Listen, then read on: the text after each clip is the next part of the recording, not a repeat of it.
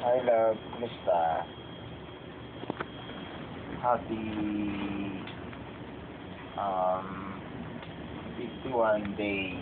Kumusta ka naman? Ayun. Pumunta ka pala sa bahay. Yun, kasi nakwento nga sa akin. Yun, happy naman ako lahat kasi nakarating na sa bahay. Kahit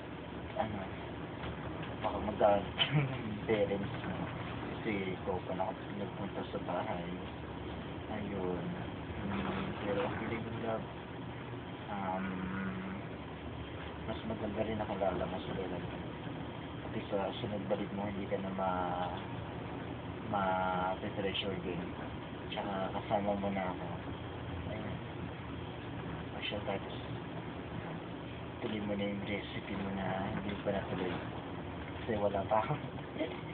And thank you so much. And happy 51 days love. Ayan. Nabasa ko email mo. Yung email mo sa'yo. Ayan.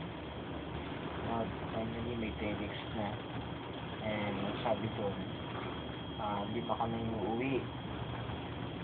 Si chief engineer, si third engineer, fourth engineer, si Ridel ako. Magkakasabay na naman kami tatlo. Balang naiwan lang sa batch namin si Kapitan.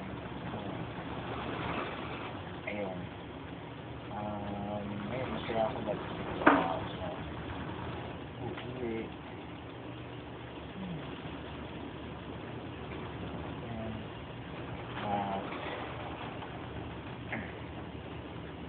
Kita na tayo sa wakas. Meron na yun. Ingat ka lagi dyan na. I miss you so much. Happy 51 days love. Bye-bye.